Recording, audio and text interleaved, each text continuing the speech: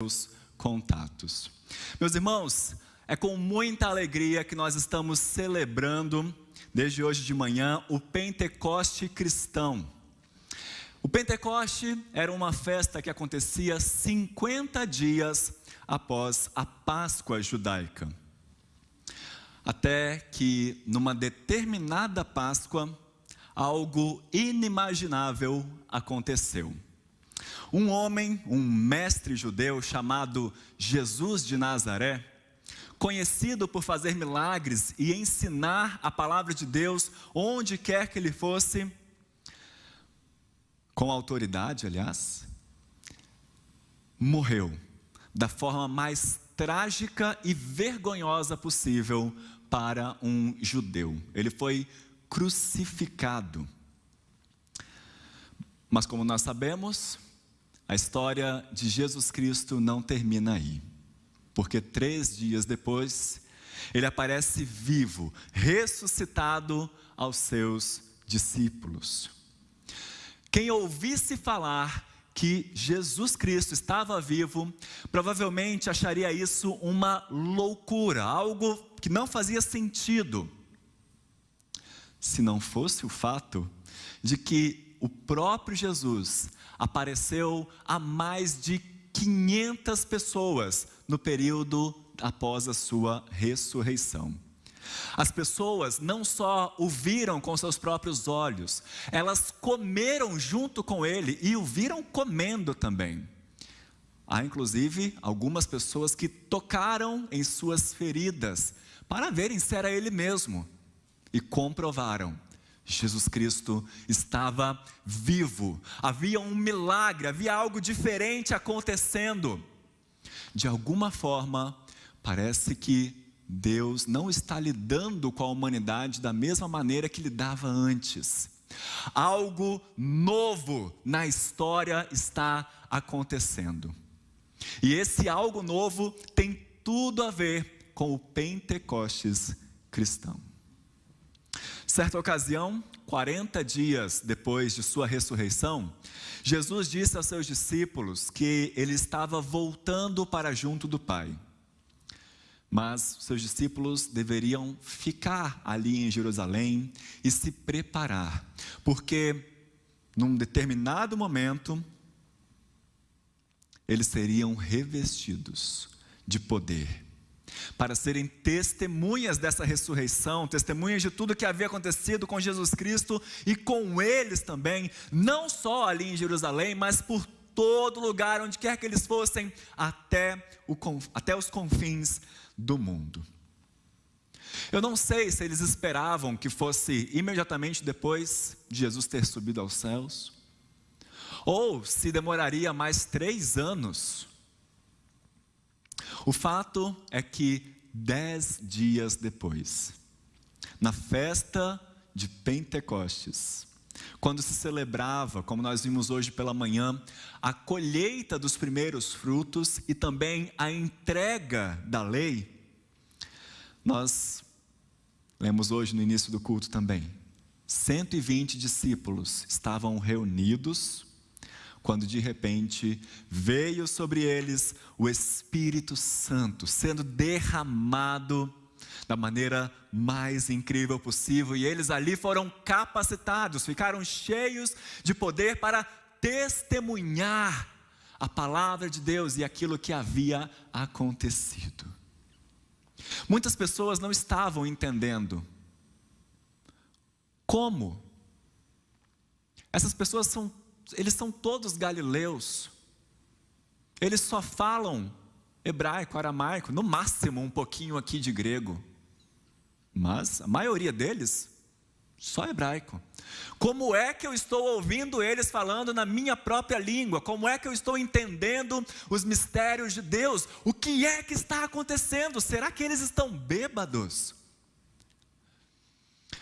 E então o apóstolo Pedro, com a autoridade vinda do Espírito Santo também, começa a explicar que o que estava acontecendo era cumprimento de uma promessa feita por volta de uns 700 anos atrás. Uma promessa feita por Deus no Antigo Testamento. E é nessa promessa que eu quero meditar com você nessa noite. Eu convido você a abrir sua Bíblia no livro do profeta Joel. Joel, capítulo 2. Nós vamos ler os versículos 28 a 32. Você verá esses versículos aqui na sua tela e aqui em nosso telão. Mas se você está com a sua Bíblia, abra, porque nós vamos precisar voltar aos versículos repetidamente para entendermos a profecia de Joel. Joel, capítulo 2, versículos 28 a 32, que o Senhor nos auxilie na leitura e na meditação da sua santa e bendita palavra. Amém? E acontecerá depois que derramarei o meu espírito sobre toda a carne. Vossos filhos e vossas filhas profetizarão, vossos velhos sonharão, e vossos jovens terão visões. Até sobre os servos e sobre as servas derramarei o meu espírito naqueles dias. Mostrarei prodígios no céu e na terra, sangue, fogo e colunas de fumaça. O sol se converterá em trevas e a lua em sangue, antes que venha o grande e terrível dia do Senhor. E acontecerá que todo aquele que invocar o nome do Senhor será salvo. Porque no monte Sião e em Jerusalém estarão os que forem salvos, como o Senhor prometeu, e entre os sobreviventes, aqueles que o Senhor chamar. Meus irmãos, Joel é um profeta muito misterioso para os pesquisadores. Isso porque nós temos pouquíssima ou quase nenhuma informação sobre ele. Ele não aparece em nenhum outro livro do Antigo Testamento. Ele só é citado por Pedro lá em Atos, mas nada se sabe sobre ele. Nós não sabemos muito sobre a sua vida, sobre a sua família. Até hoje não se chegou numa conclusão de quando o seu livro foi escrito, se foi antes ou depois do exílio. E eu quero chamar sua atenção primeiro para isso. Em abril, nós estudamos o livro do profeta Jonas. Vocês se lembram?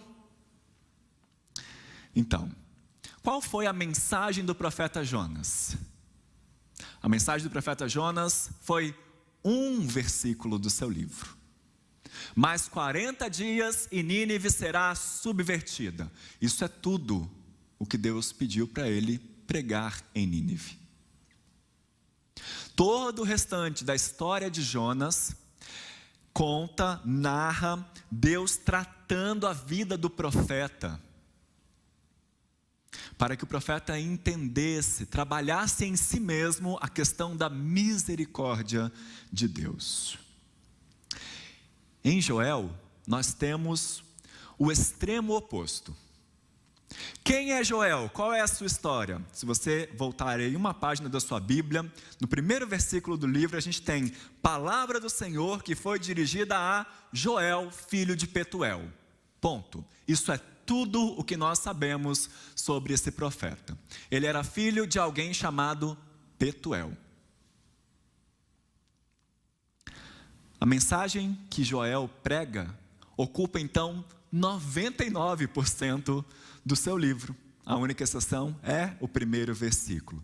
E nós não devemos nos preocupar com isso, porque diferentemente do que os céticos vão dizer, vão afirmar, não existem informações faltando aqui, meus irmãos. Como eu vivo dizendo aqui, me acho até um pouco repetitivo, a Bíblia foi milimetricamente pensada. Palavra por palavra, frase por frase, oração por oração, parágrafo por parágrafo, ideia por ideia, livro por livro, não há nada aleatório aqui na Bíblia. Deus dotou os seus escritores com grande sabedoria, com inteligência e criatividade, e então, se não há informações, ou melhor, se há informações que não estão presentes no texto, de fato, elas poderiam nos ajudar a entender, elas facilitariam a nossa compreensão, mas se elas não estão aí, é porque elas não são estritamente necessárias, elas não são essenciais, não são fundamentais, elas não vão nos impedir de entender a mensagem do autor. Ao longo de seu livro, Joel nos mostra que o povo de Deus estava passando por um momento muito difícil.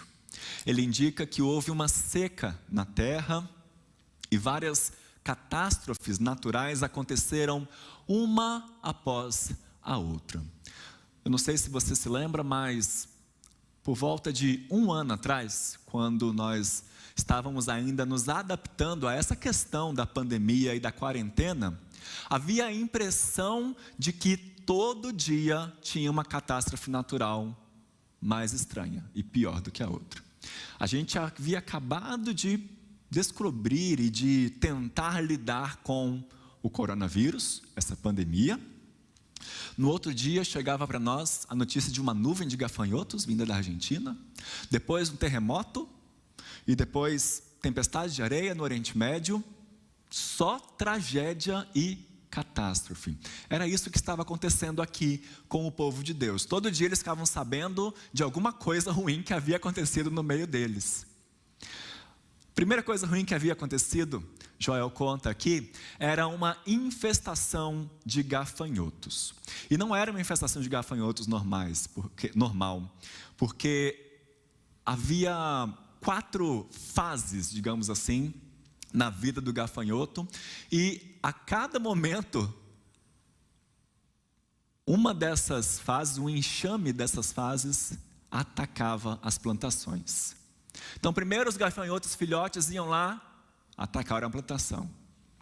Daqui a 2 meses eles ficavam sabendo, agora são gafanhotos adultos que chegaram aí, para nos preocupar. Agora, gafanhotos na fase de se acasalar, quando estão com mais fome ainda. Agora os gafanhotos mais idosos. Não sei se fala assim. Pior, tudo isso, além de prejudicar a plantação, ainda veio aí uma seca.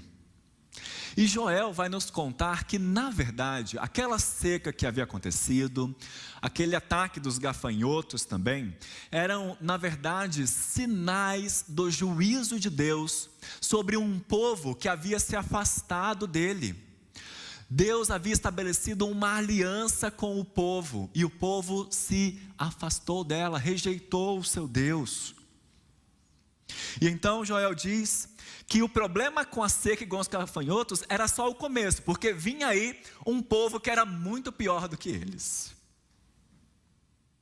Um exército que arrasaria completamente aquele povo. Mais uma notícia ruim. Então, Joel continua cumprindo o seu papel, porque todo profeta na Bíblia, meus irmãos, não é chamado somente para pregar o juízo, mas também para chamar o povo ao arrependimento e a promessa de bênção para aqueles que se voltam para Deus. Joel é usado exatamente dessa maneira.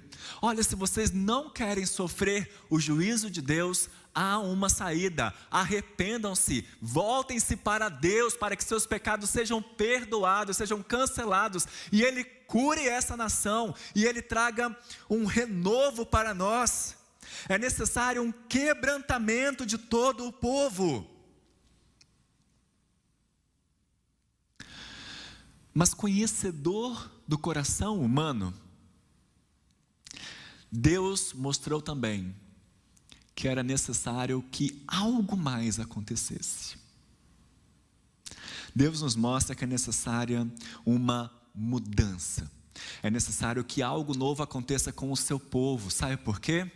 Nós ouvimos hoje pela manhã, com o pecado que Adão e Eva nos trouxeram, nós, herdeiros da morte, herdeiros do pecado, temos o nosso coração endurecido, um coração de pedra. É necessário então que o nosso coração seja transformado em um coração de carne, Um coração que obedeça de boa vontade às palavras do Senhor, que siga os seus caminhos. Só tem um problema, meus irmãos, nós não conseguimos fazer isso por nós mesmos.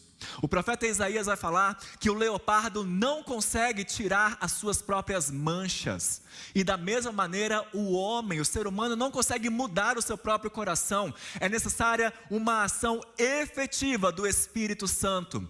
E essa ação efetiva é a que Joel promete aqui. É a que Deus promete derramar sobre todo o seu povo. E é justamente assim que nós chegamos ao nosso texto, onde Joel profetiza e prevê a inauguração de uma nova era no relacionamento de Deus com o seu povo.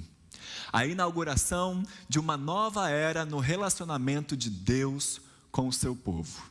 Deus promete que iria derramar o seu Espírito sobre aqueles que se voltassem para Ele. E nós, leitores contemporâneos desse texto, já temos o grande spoiler. Isso aqui já aconteceu. Houve um dia em que o Espírito foi derramado. Lemos, cantamos isso, falamos sobre isso. Essa profecia foi primeiramente cumprida lá no primeiro Pentecostes cristão, que nós estamos celebrando hoje. E se ela foi cumprida, para que eu entenda o que aconteceu no Pentecostes, é importante que eu entenda a profecia de Joel também. Por isso, eu quero olhar para essa profecia, Joel capítulo 2, versos 28 a 32, e refletir sobre 3 características da promessa de Deus. 3 características da promessa de Deus que foi cumprida ali no Pentecostes. E a primeira delas, para a qual eu quero chamar a sua atenção, é a extensão da promessa. Versos 28 e 29, e acontecerá depois que derramarei o meu Espírito sobre toda a carne. Vossos filhos e vossas filhas profetizarão, vossos velhos sonharão e vossos jovens terão visões.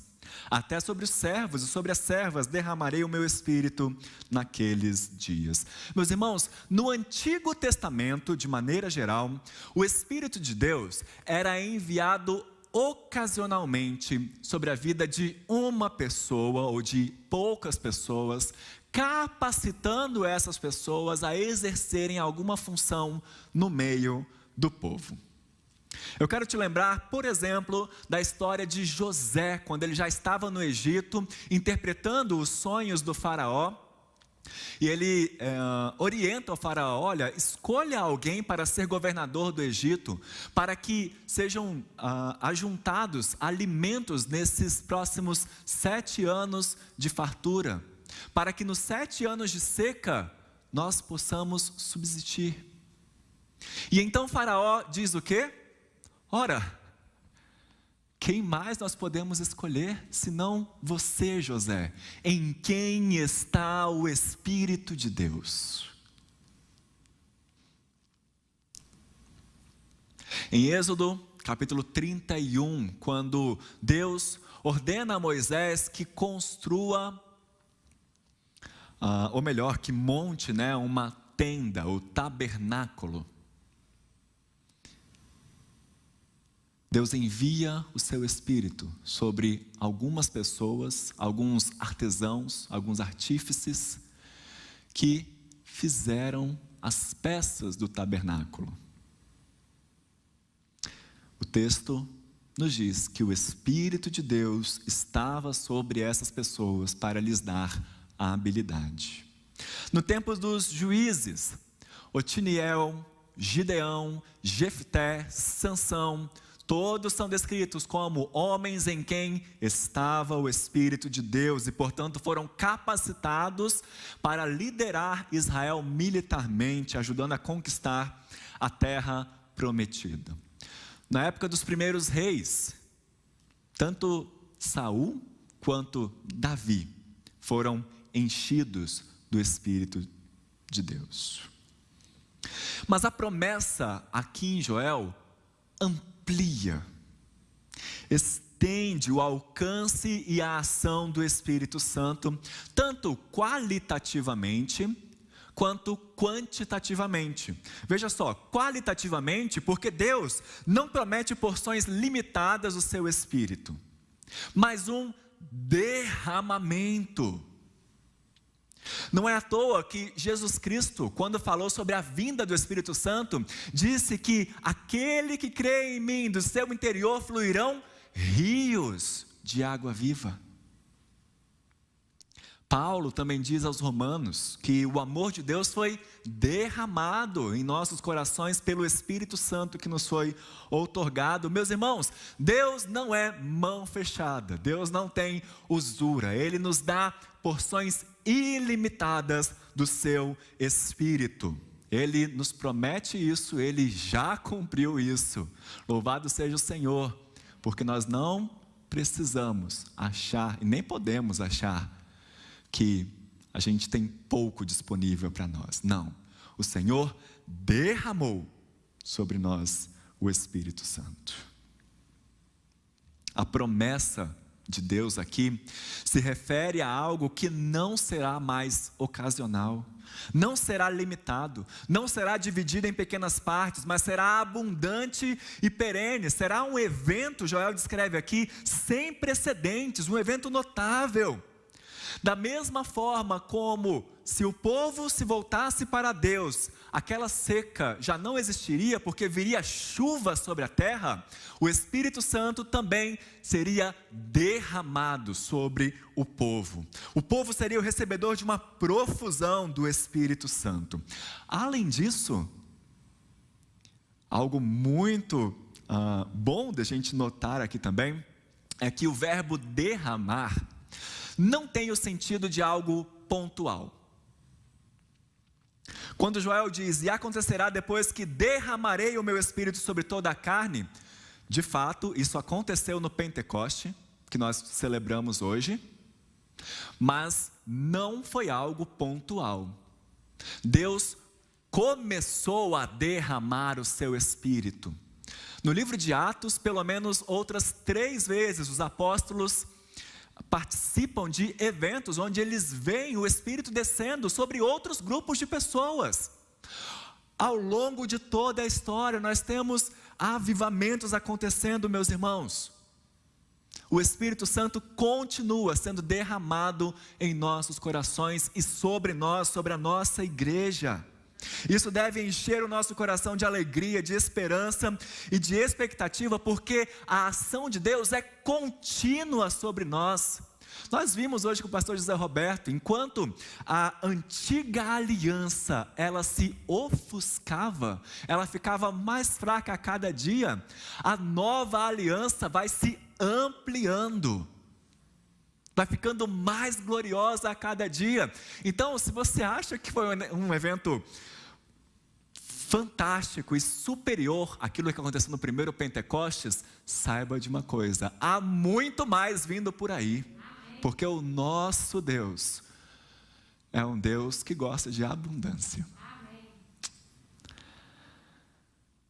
Mas note também que há aqui um alcance quantitativo. Todos vão receber desse Espírito sem distinção. Não será algo somente para os líderes, não será algo somente para os homens, não será somente para os jovens. Não haverá um grupo específico. Pelo contrário. Primeiro, não haverá distinção racial. Derramarei o meu Espírito sobre toda a carne. Pessoas de toda língua, tribo e nação receberão o Espírito de Deus. O que realmente acontece no Pentecostes, porque ali havia pessoas de todas as nações que creram no Senhor Jesus Cristo, que foram batizados no nome do Senhor. O Espírito de Deus é derramado sobre todos aqueles que se convertem ao Senhor, em todas as raças, povos, tribos, línguas, nações. E essa bênção não é apenas para os judeus, é também para os gentios. Essa bênção não é apenas para a igreja brasileira, ela é para a igreja espalhada pela face da terra. Essa bênção não é apenas para a igreja presbiteriana, é sobre todas as igrejas do Senhor. Segundo, não haverá distinção sexual. O Espírito é derramado sobre filhos e filhas, servos e servas. Não há distinção, não há separação. Paulo vai explicar isso falando que de dois grupos o Senhor Jesus Cristo os uniu e os fez um, porque todos nós somos um em Cristo Jesus. Em Cristo Jesus não há distinção de pessoas. Para o apóstolo Pedro, Deus o ensina, Deus não faz acepção de pessoas.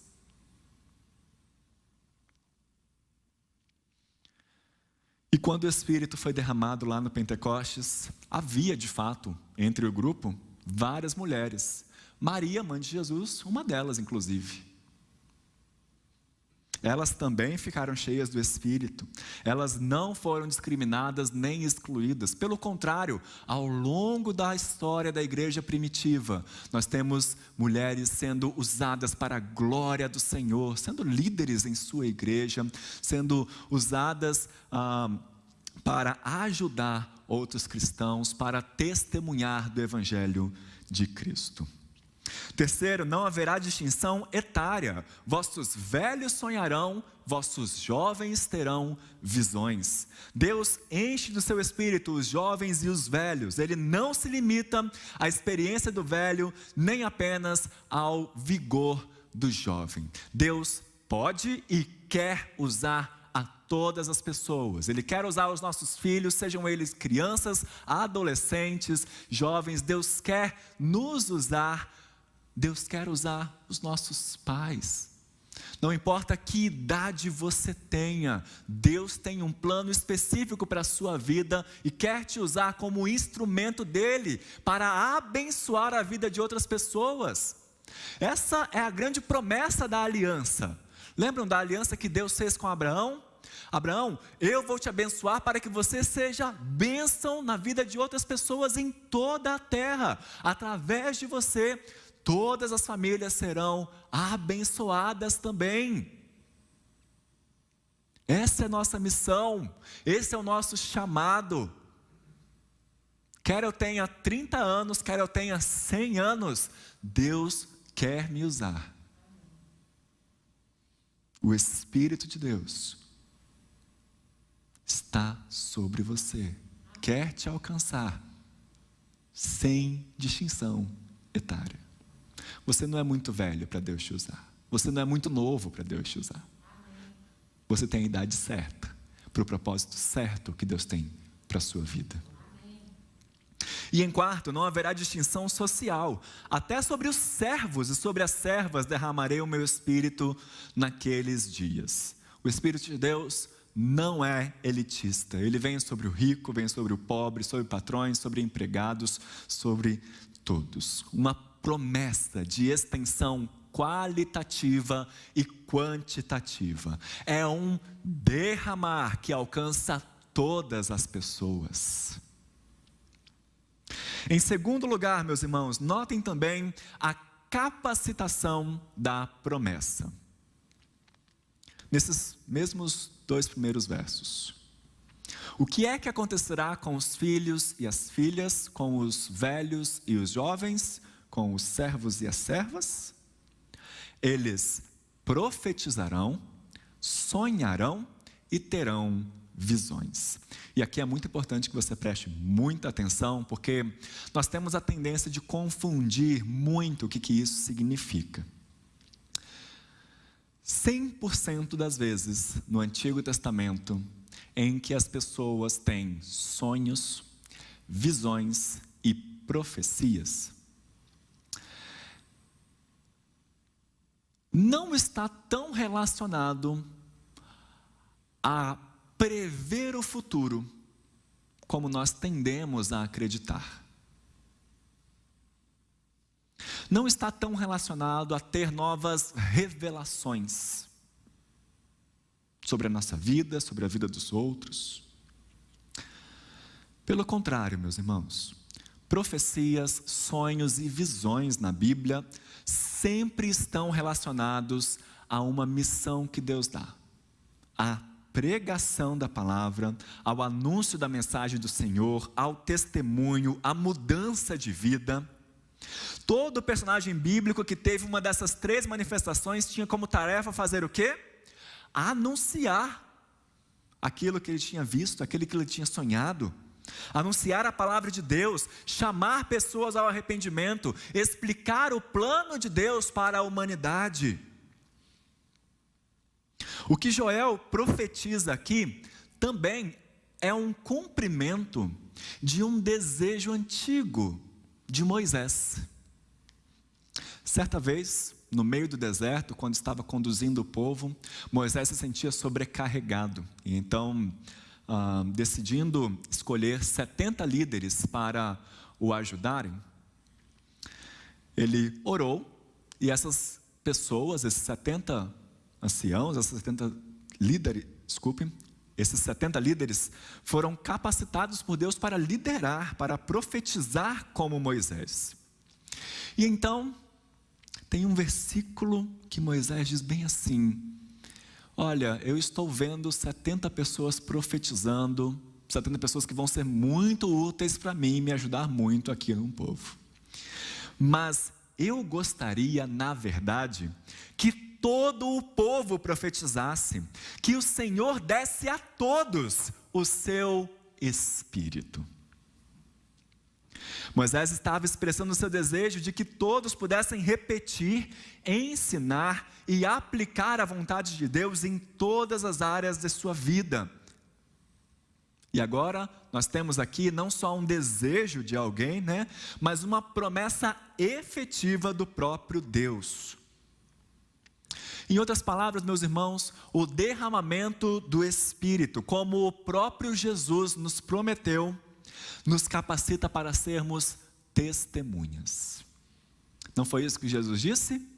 Mas recebereis poder ao descer sobre vós o Espírito Santo, e sereis minhas testemunhas, tanto em Jerusalém, como em toda a Judéia, Samaria, e até os confins da terra. E foi exatamente isso que aconteceu quando o Espírito Santo desceu sobre os discípulos naquele Pentecoste. Eles foram capacitados a pregar o Evangelho de tal forma que todos os que estavam ali e eram estrangeiros entendiam como se eles estivessem falando em sua própria língua. Os discípulos foram dispersos por todas as regiões e iam com intrepidez pregando a mensagem do Senhor.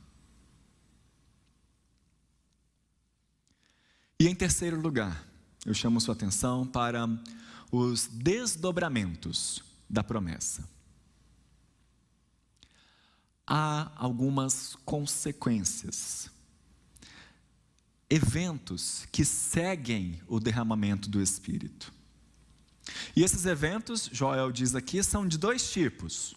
Primeiro, eventos de juízo, versículo 30 e 31.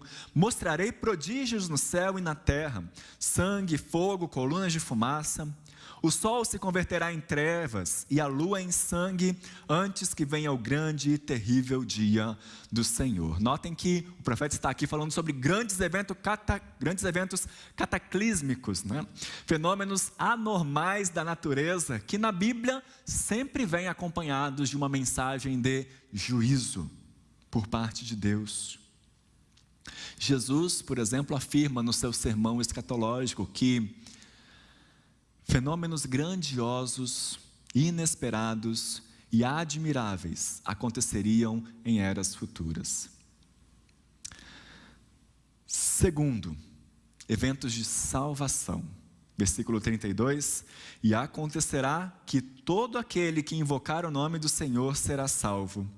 Porque no monte Sião e em Jerusalém estarão os que forem salvos, como o Senhor prometeu, e entre os sobreviventes, aqueles que o Senhor chamar. Invocar o nome do Senhor não indica uma fórmula mágica para invocar a assistência divina.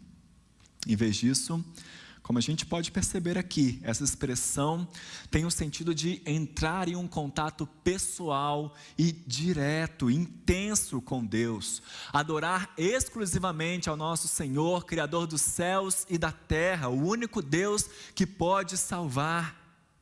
O Novo Testamento, inclusive, vai aplicar essa verdade a Jesus Cristo, dizendo que debaixo do céu não há outro nome pelo qual importa que sejamos salvos. Somente através de Jesus Cristo seremos libertos da morte e da destruição. E uma das coisas mais interessantes de nós notarmos aqui, meus irmãos, é que, como nós sabemos, o apóstolo Pedro, no dia de Pentecostes, citou esse texto de Joel, dizendo: vejam, essas pessoas que vocês estão ouvindo falar em sua própria língua não estão bêbadas. Na verdade, o que está acontecendo aqui é o que foi profetizado por Joel. Porém, claramente, os eventos que a gente lê lá em Atos, os eventos que descrevem o dia de Pentecostes, não englobam todos os eventos da profecia de Joel. O sol não escureceu. A lua não se tornou em sangue. Não houve sangue, não houve fogo, não houve colunas de fumaça. Parece que os dois textos só têm duas coisas em comum.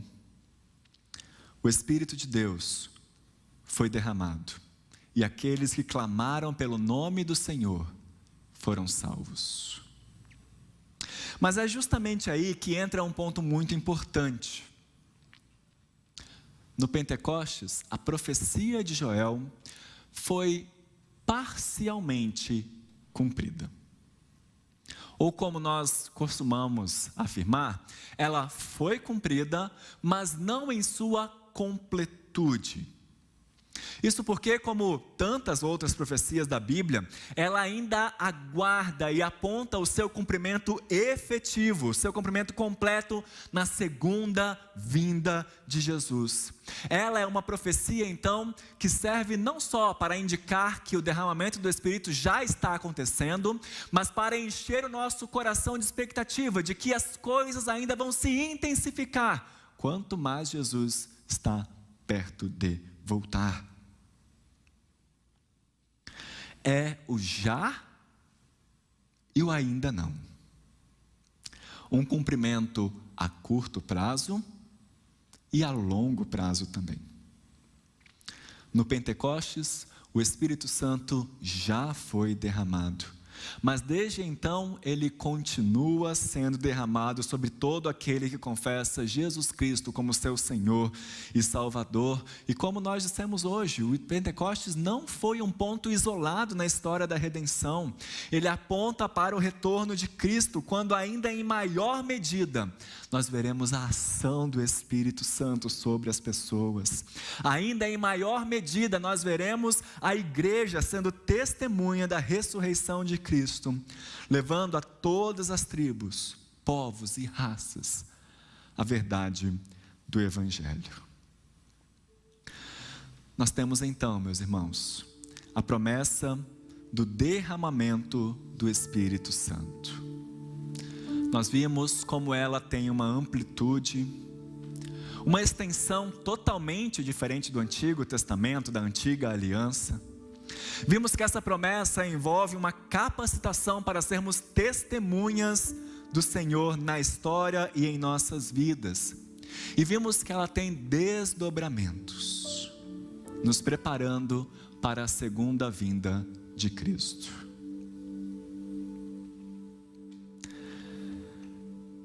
Essa promessa começou a ser cumprida no Pentecostes, tem sido cumprida ao longo da história, e nós, povo do Senhor, aguardamos o seu cumprimento total, com muita expectativa, muita esperança, anunciando que o dia do Senhor está próximo, e que todo aquele que invocar o nome do Senhor será salvo. Eu quero orar por mim e por você agora. Nós temos ouvido desde o início do mês de maio sobre a ação poderosa do Espírito Santo em nossas vidas. Já vimos que esse Espírito traz para a nossa vida autocontrole, equilíbrio, uma vida encorajada pelo próprio Deus, onde nós continuamente somos enchidos pelo Espírito Santo. Vimos que o Espírito Santo faz de nossa igreja uma comunidade transformada, onde há comunhão, onde há adoração, onde há gratidão, onde há sujeição uns aos outros. Vimos que esse mesmo Espírito nos faz andar em seus caminhos, trabalha em nosso coração, produz o amor dentro de nós, nos capacitando para o serviço, exercendo os nossos dons, andando na verdade. Deus vem ao nosso encontro, nos ajudando a ter plena consciência de que dependemos da orientação do Espírito Santo. Quando andamos no Espírito, não cedemos ao legalismo religioso, não satisfazemos nossa natureza pecaminosa e ao mesmo tempo manifestamos as diversas marcas do fruto do Espírito. Quando temos o Espírito, há um véu que é tirado de nós, nos apresentando Jesus Cristo, o centro verdadeiro, o sentido verdadeiro da nova aliança e da nossa história. E meus irmãos, nós só podemos terminar esse assunto, se é que ele foi terminado, se é que ele pode ser esgotado, orando. Eu preciso muito de uma ação do Espírito Santo na minha vida. Eu preciso muito de um derramar do Espírito, me capacitando para ser sua testemunha, me capacitando para viver em seus caminhos, me transformando dia a dia, trabalhando o meu caráter para refletir a imagem de Jesus em mim. Falta tanto, meus irmãos, tanto a mim. São tantos os desafios, os obstáculos, tantos problemas, tantas aflições, tanto desânimo, tanta frustração. Você se sente assim também? Se sim, eu quero orar por você agora também e trazer a nossa memória que mesmo diante desses desafios, podemos nos alegrar, podemos celebrar, podemos bendizer e adorar o nosso Deus. Sabe por quê? Porque Ele já enviou e continua enviando o seu Espírito Santo para nos capacitar, para quando estivermos frustrados, Ele falar: levanta-te, eu tenho um plano para você. Para quando estivermos desanimados, Ele enviar o seu Espírito Santo nos dando força, nos ajudando. Quando estivermos deprimidos, para cuidar de nós. Quando estivermos doentes, para derramar sobre nós a sua cura. Deus continua derramando o seu Espírito Santo. É isso que nós comemoramos hoje. Não é somente Ele derramou, Ele continua derramando, e o Espírito de Deus está aqui agindo entre nós e agindo em nós. E é com essa certeza que nós queremos encerrar essa série de mensagens sobre o Espírito Santo, te convidando a orar, pedindo: Espírito Santo de Deus, vem habitar em meu ser. Ore comigo. Ó Deus, nós te louvamos e te agradecemos, Senhor, porque o Senhor é um Deus de promessas, é um Deus de aliança, é o Deus dos nossos antepassados, um Deus que sempre cuidou do teu povo.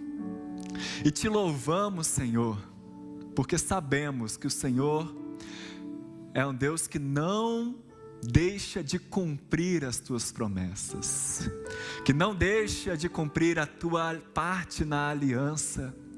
Pelo contrário, o Senhor vem ao nosso encontro,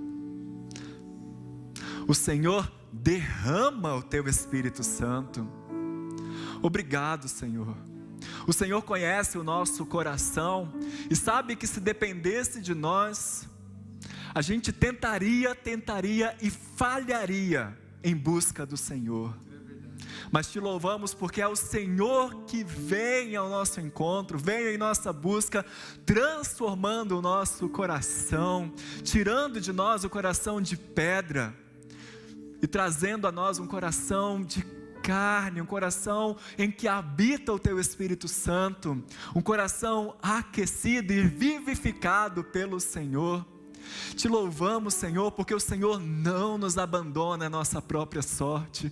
Ó Deus, louvado seja o Teu nome, santo e bendito é o Senhor, porque o Senhor nos vê em nossa miséria, nos vê em nossa solidão, nos vê em nossa depressão, em nossa frustração, e o Senhor nos conhece, nos envia o Teu Espírito Santo para nos consolar e para dizer: eu estou aqui contigo.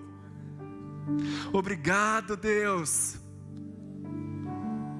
Obrigado, Senhor, pelos momentos tristes, pelos problemas, pelas aflições em que passamos, em que o Senhor enviou o Teu Espírito, derramou sobre nós o bálsamo do Teu consolo. Te agradecemos porque nos momentos de luto, o Senhor esteve conosco também, nos fortalecendo. E te louvamos porque o Senhor nunca nos deixou desamparados. Obrigado, Senhor, porque o Senhor nos deu a Tua palavra, palavra inspirada pelo Teu Espírito, verdade do Senhor para a nossa vida, que alimenta a nossa fé, que fortalece o nosso ser, que direciona o nosso caminho. Te louvamos, Senhor, e pedimos que o Senhor abra os nossos olhos, abra o nosso coração, para que sempre, ao lermos a Bíblia, o Teu Espírito Santo nos toque, aqueça o nosso coração, arda em nossa vida, transforme o nosso viver de acordo com aquilo que o Senhor tem preparado para nós. Nós precisamos, Senhor, da unção do Teu Espírito, precisamos da Tua capacitação, porque nós não conseguimos sozinhos, nós não conseguimos amar como deveríamos amar, nós não conseguimos ter alegria verdadeira, ter paz verdadeira, ter paciência verdadeira, nós não conseguimos ser bons, ter bondade, benignidade, nós não conseguimos sequer ter fé, se não for o Teu Espírito Santo agindo em nós. Nós não conseguimos nos controlar, perdemos a paciência, Deus. Ajuda-nos, Senhor.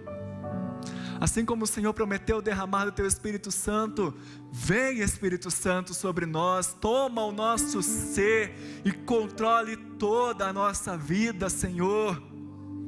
Te entregamos, nos entregamos ao Senhor nessa noite, pedindo que o Senhor haja dentro do nosso coração. Mas eu quero fazer mais 2 pedidos, Senhor. Senhor, eu peço que o Senhor possa agir de maneira poderosa e soberana na vida de nossa família. O Teu Espírito Santo, a Tua promessa não é só para nós, é para nós e para os nossos filhos, para nós e para os nossos cônjuges. O Senhor é um Deus que ao longo da história sempre chamou famílias, e nós cremos e acreditamos que o Senhor tem um plano grandioso e maravilhoso na vida de nossa família. Pedimos, Deus, que o Teu Espírito Santo venha habitar em nosso lar, quebrantar o nosso viver, transformar o nosso coração, voltar o coração dos maridos para suas esposas, das esposas para os seus maridos. Ó Deus, quebrante o coração de nossos filhos, Senhor. Pedimos que todos em nosso lar possam Te conhecer verdadeiramente como Senhor e Salvador da vida deles. Que nós a cada dia, a cada momento, possamos declarar que a nossa família é do Senhor. E mesmo quando os ataques do inimigo vierem sobre nós, que o Senhor nos traga fé suficiente para dizermos que nada pode nos separar do amor de Cristo, que não há mais condenação para aqueles que estão em Cristo Jesus, e que o Teu Espírito Santo é aquele que nos protege em todas as ocasiões. E também queremos te pedir, Senhor, uma porção do Teu Espírito Santo sobre a nossa igreja. Como precisamos do Senhor, Deus. Como há tanto a ser feito. Oramos, Deus, que o Senhor derrame do Teu Espírito Santo sobre os nossos pastores, capacitando-os a pregarem a Tua palavra com fidelidade. Oramos pelos nossos líderes, presbíteros, diáconos, líderes dos departamentos, que o Senhor também os capacite com o Teu Espírito Santo, para que eles liderem a igreja de acordo com a Tua vontade, Senhor. Oramos, Deus, pelas nossas crianças, para que elas cresçam em graça e sabedoria diante de Ti, sendo ensinadas e aprendendo a Te adorar, a conhecer quem é o Deus da vida delas, dos pais delas. Oramos pelos nossos adolescentes, Senhor, que em seus momentos de dúvida, que em seus momentos de frustração, que em todos os momentos eles se agarrem ao Senhor. Oramos pelos nossos jovens também, Deus, que o Senhor possa sempre acompanhá-los em suas vidas. Oramos pelos adultos, homens, mulheres, pelos nossos casais, Senhor. Que a Tua unção esteja sendo derramada sobre cada um deles, fortalecendo-os e ajudando-nos, Senhor, a como igreja estender a mão para os nossos irmãos. Deus, eu não conheço o que cada pessoa aqui está passando, quais são os problemas, as dificuldades, as frustrações. Ajuda-me, Senhor, a ser bênção na vida de alguém aqui.